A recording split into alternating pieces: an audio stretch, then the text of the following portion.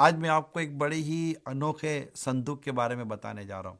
یہ حضرت آدم علیہ السلام کو اللہ تعالیٰ نے عطا فرمایا جب آپ دنیا میں تشریف لائے تھے۔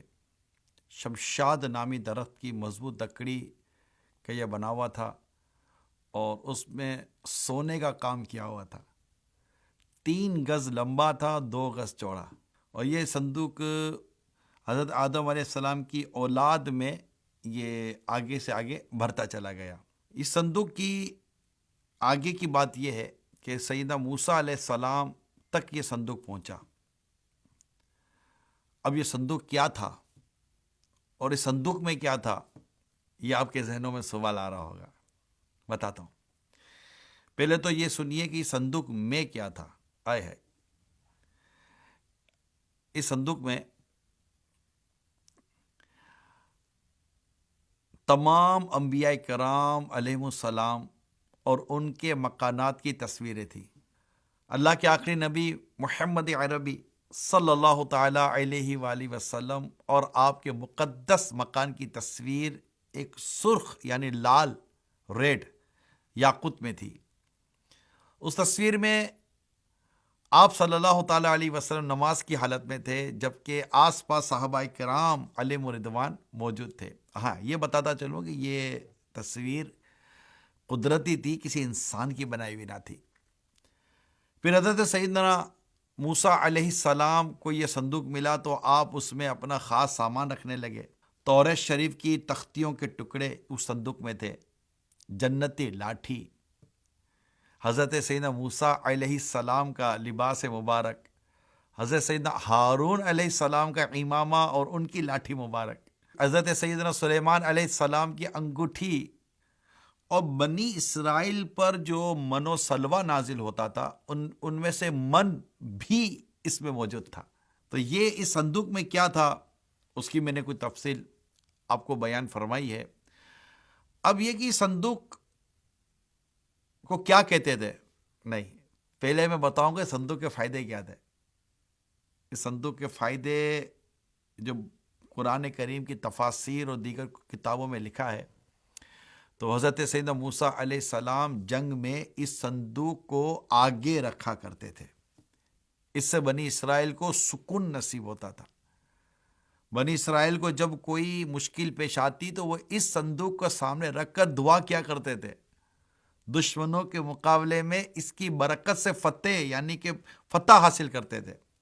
جب آپس میں اختلاف ہوتا تو صندوق سے فیصلہ کرواتے، صندوق سے فیصلے کی آواز آتی تھی، بلائیں اور آفتیں صندوق کی برکت سے ٹل جاتی تھیں۔ پھر جب بنی اسرائیل اللہ عز و جل کی بہت زیادہ نافرمانی کرنے لگے تو کچھ یوں ہوا کہ قوم عمالقہ کہ بہت بڑے لشکر نے ان پر حملہ کیا اور ان کی بستیوں کو تباہ کر دیا، اور یہ انوکھا صندوق لے کر وہ چلے گئے۔ قوم عمالقہ نے اس صندوق کی اہمیت کو چونکہ سمجھانا تھا، اس کو گندی جگہ پر رکھ دیا اس کو۔ اب اس بے ادبی کے نتیجے میں وہ مختلف بیماریوں کا شکار ہونے لگے۔ ان کی 5 بستیاں ہلاک ہو گئیں۔ اب انہیں یقین ہو گیا کہ یہ سب جو کچھ ہمارے ساتھ ہو رہا ہے یہ اس مقدس صندوق کی بے ادبی کا نتیجہ ہے۔ چنانچہ انہوں نے صندوق ایک بیل گاڑی میں رکھا اور بنی اسرائیل کی بستیوں کی طرف اسے چھوڑ دیا۔ وہ صندوق 4 فرشتوں کی نگرانی میں اس وقت کے نبی حضرت سیدنا شمویل علیہ السلام تک پہنچا۔ یوں بنی اسرائیل کو دوبارہ یہ عظیم نعمت حاصل ہو گئی۔ اس کی مزید تفصیل میں یہ بھی ہے کہ حضرت امام مہدی رضی اللہ تعالیٰ عنہ جب تشریف لائیں گے تو اس مبارک صندوق کو فلسطین کے تبریہ نام کی جھیل سے، یا ایک قول کے مطابق ترکی کے شہر انطاکیہ کی کسی غار سے آپ نکالیں گے۔ آپ سوچ رہے ہوں گے کہ یہ کون سا تابوت ہے، یہ کون سا صندوق ہے، تو اس کو تابوت سکینہ کہا جاتا ہے، جس کا ذکر پاک سورہ بقرہ کی آیت نمبر 248 میں بیان کیا گیا ہے۔ اس تابوت سکینہ کے متعلق جو کچھ ہم نے ابھی سنا ہے اس میں بہت سارے ہمیں باتیں سیکھنے کو مل رہی ہیں. فار ایگزامپل کہ تبرکات کی اہمیت، کہ بزرگوں کی تبرکات سے کس قدر برکتیں ملتی ہیں، بزرگوں کے تبرکات سے کس قدر فتوحات ملتی ہیں، بزرگوں کے تبرکات سے کس طرح دعائیں قبول ہوتی ہیں. آپ سوچئے کہ جن کے تبرکات کا یہ عالم ہے، خود ان کا اپنے یعنی ان شخصیات کا، ان نیک لوگوں کا عالم کیا ہوگا جس صندوق میں ان کے چیزیں موجود تھیں، ان کے تبرکات موجود تھے، اور اس کی موجودگی میں سکینہ بھی، راحت بھی اور دعاؤں کی قبولیت بھی ہوتی تھی.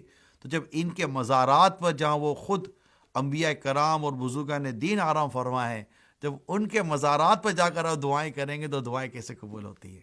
دوسری بات جو ہمیں ایک اہم بات پتہ چلی کہ آپ دیکھیے کہ ایک قوم نے اس تبرکات کی بے ادبی کی، ان پر کیسی مصیبتیں آئیں، تو پتہ چلا کہ تبرکات کا ادب کرنا چاہیے، اس کی بے ادبی نہیں کرنی چاہیے، کہ اس کی بے ادبی کی وجہ سے بہت ساری مصیبتوں پریشانیوں میں گرفتار ہونے کا خطرہ ہے.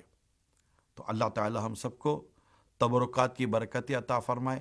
تبرکات کا ذکر یہ تو جیسے ابھی تابوت سکینہ کا میں نے ذکر کیا، آپ نے حضرت یوسف علیہ السلام کا واقعہ پڑھا ہوگا کہ حضرت یوسف علیہ السلام کی مبارک قمیص یہ جب حضرت یعقوب علیہ السلام جو آپ کے والد صاحب تھے، جب ان کی آنکھوں پر لگائی گئی تو ان کی آنکھوں کا جو کمزوری تھی وہ دور ہو گئی.